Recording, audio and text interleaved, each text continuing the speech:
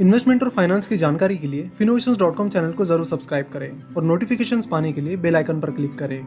नमस्कार। तो आज हम बात करेंगे कैम्स आईपीओ के बारे में। शुरुआत करेंगे बेसिक डिटेल से और बाद में हम कंपनी के बिजनेस डिटेल्स में जाएंगे। कैम्स का ये आईपीओ 21 सितंबर यानी मंडे को ओपन हो रहा है और 23 सितंबर तक यानी वेंसडे तक ये खुला रहेगा। 1,82,46,600 शेयर्स का ये इशू है और ये पूरा इशू ऑफर फॉर सेल है, यानी इसमें आईपीओ का कोई भी एस्पेक्ट नहीं है। ऑफर फॉर सेल का मतलब होता है जब भी किसी कंपनी के प्रमोटर्स या एग्जिस्टिंग शेयर होल्डर्स अपने शेयर्स पब्लिक को बेचते हैं तो उसे offer for sale that is OFS कहते हैं। तो कैम्स के इस इशू में आईपीओ का कोई भी पोर्शन नहीं है। तो यहाँ पर ऑफर फॉर सेल से जो भी पैसा रेज किया जाएगा वो सीधा उन शेयर होल्डर्स के पास जाएगा जो अपने शेयर्स इस OFS के जरिए बेच रहे हैं। यहाँ पर national stock exchange that is NSE की सब्सिडियरी कंपनी NSE इन्वेस्टमेंट्स अपना स्टेक बेच रही है। तो इस इशू से जो भी पैसा रेज किया जाएगा वो सीधा NSE इन्वेस्टमेंट्स के पास जाएगा और ना कि कंपनी के पास। इस आईपीओ का price band 1229 rupees to 1230 rupees पर शेयर है और कैम्स आईपीओ की लॉट साइज 12 शेयर्स की है। 28 सितंबर को शेयर्स की अलॉटमेंट होगी और 1 अक्टूबर को कैम्स के शेयर्स स्टॉक एक्सचेंज पर लिस्ट हो जाएंगे। जनरली कंपनीज BSE और NSE दोनों पर लिस्ट होती है, लेकिन यहाँ पर कैम्स सिर्फ BSE that is Bombay stock exchange पर लिस्ट होगी क्योंकि यहाँ पर NSE की सब्सिडियरी कंपनी अपना स्टेक बेच रही है, इसलिए कॉन्फ्लिक्ट ऑफ इंटरेस्ट ना हो इसलिए शेयर सिर्फ BSE पर ही लिस्ट किए जाएंगे। इस पूरे इशू का 35% कोटा रिटेल इन्वेस्टर्स के लिए रिजर्व रखा गया है। अब बात करते हैं कंपनी के बारे में। CAMS that is Computer Age Management Services Private Limited 1988 में शुरू हुई। कंपनी के कई सारी अलग अलग बिजनेस सेगमेंट्स हैं जैसे कि insurance repository, alternative investment fund services, KYC registration agency, software solutions और म्यूचुअल फंड के लिए रजिस्ट्रार एंड ट्रांसफर एजेंट। अगर हम कंपनी का alternative investment fund services business की बात करते हैं तो उसमें कंपनी के पास 77 अल्टरनेटिव इन्वेस्टमेंट फंड क्लाइंट्स हैं। KYC रजिस्ट्रेशन बिजनेस की बात करते हैं तो कार्बी को सेबी की तरफ से KRA का लाइसेंस मिला है, जहां पर कंपनी का मेन काम होता है कि इन्वेस्टर्स के KYC रिकॉर्ड्स को मेंटेन करना ताकि उन्हें बार बार KYC करने की जरूरत ना पड़े। इसलिए हम देखते कि एक बार हमारा KYC हो गया तो अगली बार हमें KYC करने की जरूरत नहीं होती, क्योंकि आप जब पहली बार KYC करते हो तो उनके रिकॉर्ड्स KYC रजिस्ट्रेशन एजेंसी के पास मेंटेन किए जाते हैं। कैम्स के अलावा इंडिया में सिर्फ 4 और कंपनीज हैं जो KYC रजिस्ट्रेशन एजेंसी का काम करती है। इंश्योरेंस रिपोजिटरी में भी कंपनी के पास 39% मार्केट शेयर है, लेकिन कंपनी का मेन रेवेन्यू यहाँ से नहीं बल्कि म्यूचुअल फंड सर्विसेज बिजनेस से आता है। पिछले फाइनेंशियल ईयर में कंपनी का 86.9% रेवेन्यू सिर्फ एक सेगमेंट से आया है और वो है म्यूचुअल फंड सर्विसेज बिजनेस। जो कंपनीज म्यूचुअल फंड्स चलाती है उन्हें asset management companies that is AMC कहा जाता है। कैम्स म्यूचुअल फंड कंपनीज के लिए यानी AMCs के लिए रजिस्ट्रार एंड ट्रांसफर एजेंट का काम करता है, यानी इस पर्टिकुलर AMC के इन्वेस्टर्स का डेटा रिकॉर्ड करने का काम करता है। फॉर एग्जांपल, अगर आप HDFC म्यूचुअल फंड के किसी स्कीम में इन्वेस्ट करते हो तो आपके ट्रांजैक्शन से रिलेटेड सारा डेटा कैम्स के पास रिकॉर्ड होगा और उसे कैम्स मेंटेन भी करेगा, क्योंकि कैम्स HDFC AMC का रजिस्ट्रार एंड ट्रांसफर एजेंट है।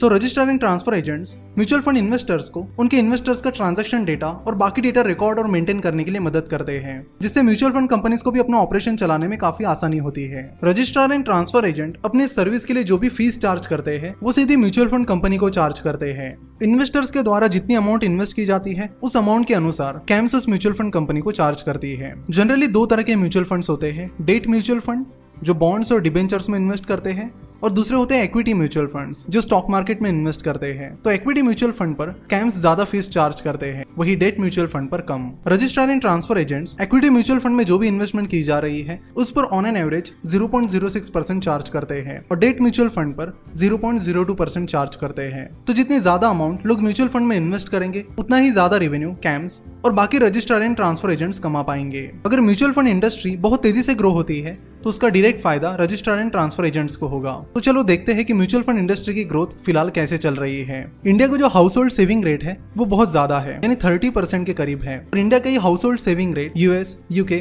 इन जैसे डेवलप कंट्री से भी ज्यादा है। बट सेविंग रेट ज्यादा है इसका ये मतलब नहीं है कि लोग अलग अलग फाइनेंशियल इंस्ट्रूमेंट्स में इन्वेस्ट कर रहे हैं। इंडिया के लोग अपनी टोटल हाउस होल्ड सेविंग का सिर्फ 1.2% पैसा म्यूचुअल फंड में इन्वेस्ट करते हैं, जो कि बाकी कंट्रीज के कंपेरेटिवली बहुत ज्यादा कम है। इंडिया की जो म्यूचुअल फंड इंडस्ट्री है वो $370 बिलियन इंडस्ट्री है। फिलहाल इंडिया की कंपनी और इंडिया के लोगों के 27,78,150 करोड़ रुपए म्यूचुअल फंड में इन्वेस्टेड है। अगर हम इस अमाउंट को इंडिया के जीडीपी से कंपेयर करते हैं तो ये अमाउंट इंडिया के जीडीपी के 14% के करीब आती है। अगर आप यूएस, ऑस्ट्रेलिया इन जैसी कंट्रीज की बात करते हो तो वहां पर उनके जीडीपी से भी ज्यादा अमाउंट म्यूचुअल फंड्स में इन्वेस्टेड है। और अगर आप डेवलपिंग कंट्रीज की बात करते हो, जैसे ब्राजील की बात करते हो, तो ब्राजील में उनके जीडीपी का 63% पैसा म्यूचुअल फंड में इन्वेस्टेड है। तो हम ये कह सकते हैं कि म्यूचुअल फंड अवेयरनेस में फिलहाल हम बहुत पीछे हैं। साल 2010 में इंडिया में जो म्यूचुअल फंड में अमाउंट इन्वेस्टेड थी वो 7 लाख करोड़ थी, जो कि पिछले 10 साल में बढ़कर 27 लाख करोड़ हो गई है। यानी पिछले 10 साल में अमाउंट 4 गुना बढ़ी है और पिछले 5 साल में करीब 2.5 गुना। इस ग्रोथ का फायदा म्यूचुअल फंड कंपनीज और रजिस्ट्रार एंड ट्रांसफर एजेंट्स को हुआ है।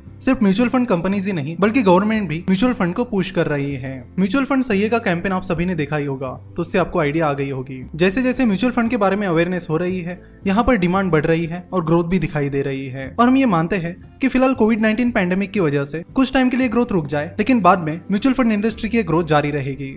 फिलहाल इंडिया में एसबीआई म्यूचुअल फंड सबसे बड़ी म्यूचुअल फंड कंपनी है। उसके बाद आती है HDFC mutual fund, third number पर है ICICI prudential mutual fund, fourth पर है आदित्य बिरला सन लाइफ म्यूचुअल फंड और फिफ्थ पर है Nippon India mutual fund. India में अगर हम रजिस्ट्रार एंड ट्रांसफर एजेंट्स की बात करते हैं तो इंडिया में फिलहाल 3 रजिस्ट्रार एंड ट्रांसफर एजेंट्स हैं, CAMS, KFin Technologies Private Limited और Franklin Templeton asset management company. Top 5 AMCs में से टॉप 4 एएमसीज के registrar and transfer agents CAMS है और निप्पॉन का registrar and transfer agent Karvy है। अगर हम रजिस्ट्रार एंड ट्रांसफर एजेंट्स को देखा जाए तो पूरी इंडस्ट्री में mainly 2 he registrar and transfer agent है, कैम्स और केफिन टेक्नोलॉजीज, क्योंकि Franklin Templeton asset management company अपनी ही म्यूचुअल फंड कंपनी का रजिस्ट्रार एंड ट्रांसफर एजेंट है। इंडिया में जितना भी पैसा म्यूचुअल फंड में इन्वेस्ट किया जाता है उसमें से 57% पैसा टॉप 5 एएमसीज में इन्वेस्ट किया जाता है और उन टॉप 5 में से टॉप 4 एएमसीज के registrar and transfer agent camps है। साल 2015 में कैम्स का शेयर 61% था, जो कि धीरे धीरे बढ़कर फिलहाल 69% है। यानी सेगमेंट में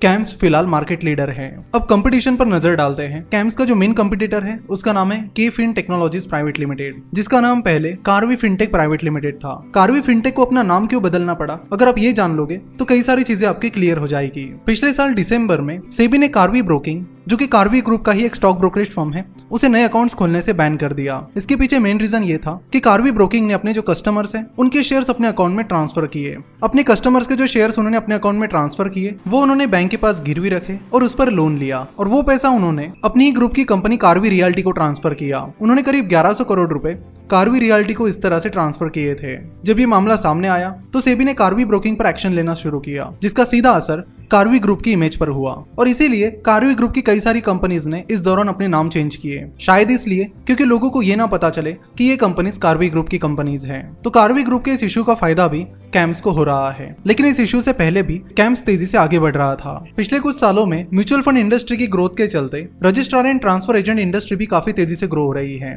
पिछले 5 सालों में ये इंडस्ट्री कंपाउंडेड सालाना 17% से ग्रो हुई है। तो इस ग्रोइंग इंडस्ट्री में कैम्स का मार्केट शेयर बढ़ रहा है, वही कार्वी का मार्केट शेयर कम हो रहा है। अगर नंबर वाइज देखा जाए तो ज्यादातर एएमसीज को कार्वी की केफिन टेक्नोलॉजीज सर्व करती है, लेकिन वो मेनली छोटी छोटी जो एएमसीज हैं उन्हें सर्व करती है। अब नजर डालते हैं कैम्स के फाइनेंशियल्स पर। कैम्स के फाइनेंशियल्स की मेन बात यह है कि कैम्स पर कोई भी कर्ज नहीं है। और कंपनी के रेवेन्यू की बात करते हैं तो फाइनेंशियल ईयर 2017 में कंपनी का रेवेन्यू 502 करोड़ था, जो कि पिछले 3 साल में बढ़कर फाइनेंशियल ईयर 2020 तक 721 करोड़ हुआ है, यानी कंपाउंडेड सालाना 9.45% से बढ़ा है। वे अगर प्रॉफिट की बात करते हैं तो फाइनेंशियल ईयर 2017 में कंपनी का प्रॉफिट 124 करोड़ था, जो कि फाइनेंशियल ईयर 2020 तक बढ़कर 173 करोड़ हुआ है, यानी कंपनी का नेट प्रॉफिट कंपाउंडेड सालाना 11.7% से बढ़ा है। हम यहाँ पर देख सकते हैं कि कंपनी की रेवेन्यू ग्रोथ स्लगिश रही है और इसके पीछे मेन रीजन ये है कि जो भी fees registrar and transfer agent AMCs को चार्ज करते हैं वो over a period of time कम होते जा रहे हैं।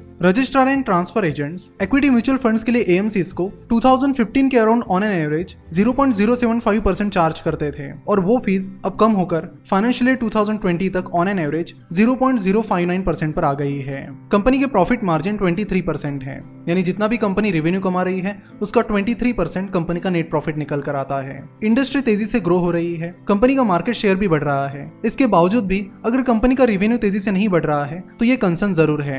ग्रेट टेरेन के पास कंपनी का सबसे ज्यादा यानी 43.50% स्टेक है। HDFC के पास 5.99% स्टेक है और HDFC बैंक के पास 3.33% स्टेक है। अब तक NSE की subsidiary company NSE investment limited के पास कैम्स का 37.48% स्टेक था और NSE इन्वेस्टमेंट्स इस ऑफर फॉर सेल के जरिए अपना पूरा स्टेक बेच रहे हैं। और NSE ये स्टेक इसलिए बेच रहा है बिकॉज सेबी ने उन्हें ऐसा करने के लिए कहा है। जब 2013 में NSE ने कैम्स का स्टेक अक्वायर किया था तब उन्होंने सेबी से अप्रूवल नहीं लिया था और इसी के चलते सेबी ने NSE इन्वेस्टमेंट्स लिमिटेड को अपना पूरा कैम्स का स्टेक बेचने के लिए कहा है। अब बात करते हैं कंपनी के पॉजिटिव एंड नेगेटिव फैक्टर्स की। शुरुआत करेंगे पॉजिटिव फैक्टर्स से। कैम्स के पास रजिस्ट्रार एंड ट्रांसफर एजेंट इस इंडस्ट्री का सबसे ज्यादा मार्केट शेयर है और उनका मार्केट शेयर लगातार बढ़ भी रहा है। और जो भी टॉप AMCs है जैसे कि HDFC asset management company, ICICI Prudential AMC, SBI funds management, Aditya Birla Capital Limited, इन जैसे क्लाइंट्स के साथ कैम्स पिछले 10 साल से ज्यादा टाइम पीरियड से काम कर रहे हैं। तो ये टॉप AMCs कैम्स के लॉन्ग टर्म क्लाइंट्स रहे हैं। कंपनी की सर्विस और बाकी चीजें अच्छी होगी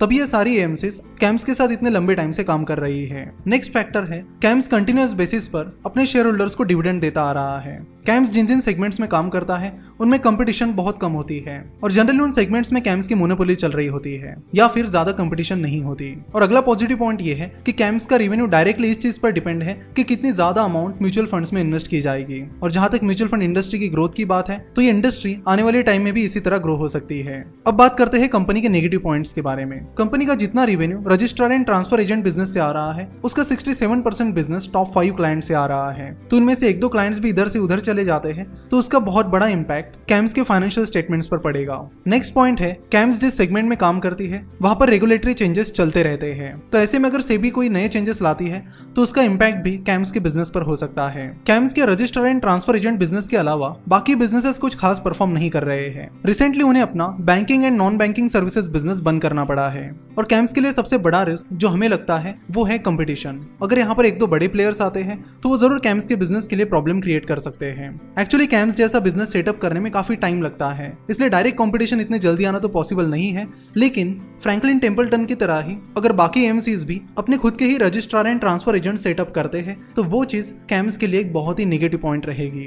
अब बात करते हैं कंपनी के वैल्यूएशन के बारे में। कैम्स अपना ये IPO 34 के प्राइस टू अर्निंग्स रेशियो पर ला रही है। कंपनी का डायरेक्ट कंपटीटर यानी KFin Technologies Private Limited stock exchange पर लिस्टेड नहीं है। ऐसे में हम कैम्स का वैल्यूएशन उसके कंपटीटर से कंपेयर नहीं कर पाएंगे। लेकिन ओवरऑल फाइनेंशियल सर्विसेज सेक्टर को देखा जाए तो फाइनेंशियल सर्विसेज इंडस्ट्री में ज्यादातर कंपनीज का प्राइस टू अर्निंग्स रेशियो 30 के अराउंड चल रहा है। अगर कंपनी को अपने वैल्यूएशन को फ्यूचर में जस्टिफाई करना है तो कंपनी को फिलहाल जो कंपनी की प्रॉफिट ग्रोथ है उससे ज्यादा प्रॉफिट ग्रोथ दिखानी होगी। जहां तक लिस्टिंग गेन की बात है तो उसके लिए कंपनी के स्ट्रॉन्ग फंडामेंटल्स और अच्छा वैल्यूएशन होना जरूरी नहीं है। आप पहले 2 या 2.5 दिन कंपनी का IPO किस तरह सब्सक्राइब हो रहा है उसे देख सकते हो और उसके बेसिस पर लिस्टिंग गेन के लिए अपनी स्ट्रेटेजी डिसाइड कर सकते हो। तो ये सारे पॉइंट्स आप जरूर ध्यान में रखिए। एक अनाउंसमेंट है, 21 सितंबर से हमारी लाइव कोर्स की नई बैच स्टार्ट हो रही है। पूरे 1 महीने के इस लाइव कोर्स में हम आपको स्टॉक मार्केट के बेसिक्स से लेकर कंपनी का फंडामेंटल एनालिसिस, टेक्निकल एनालिसिस, कंपनी का वैल्यूएशन, ये सारी चीजें कवर करते हैं। इसके साथ ही सक्सेसफुल इन्वेस्टर्स की investment strategies, futures and options market, mutual fund, इन जैसे कई सारी चीजें इस कोर्स में कवर हो जाती है। मंडे टू फ्राइडे ये लाइव क्लास चलेगा और क्लास की टाइमिंग शाम 7 से 8 रहेगी। 21 सितंबर से लेकर 20 अक्टूबर तक ये कोर्स चलेगा और अगर आप कोई लेक्चर मिस भी करते हो तो हर वीकेंड को आपको उन लाइव लेक्चर्स की रिकॉर्डिंग्स प्रोवाइड की जाती है ताकि कोई भी पार्ट आपसे मिस ना हो। तो स्टॉक मार्केट को पूरी तरह से सीखने के लिए और इन्वेस्टमेंट एनालिसिस को डिटेल में जानने के लिए आप इस कोर्स को ज्वाइन कर सकते हैं। आप इस कोर्स की फीस 2 इंस्टॉलमेंट्स में भी पे कर सकते हैं। इस पूरे कोर्स में आपको हम सारी चीजें हिंदी लैंग्वेज में बहुत ही सिंप्लीफाई करके सिखाएंगे। तो आइए मिलते हैं इस लाइव कोर्स में। लिंक नीचे डिस्क्रिप्शन और कमेंट बॉक्स में दी गई है। आज की वीडियो देखने के लिए और हमसे जुड़े रहने के लिए आपका बहुत बहुत धन्यवाद।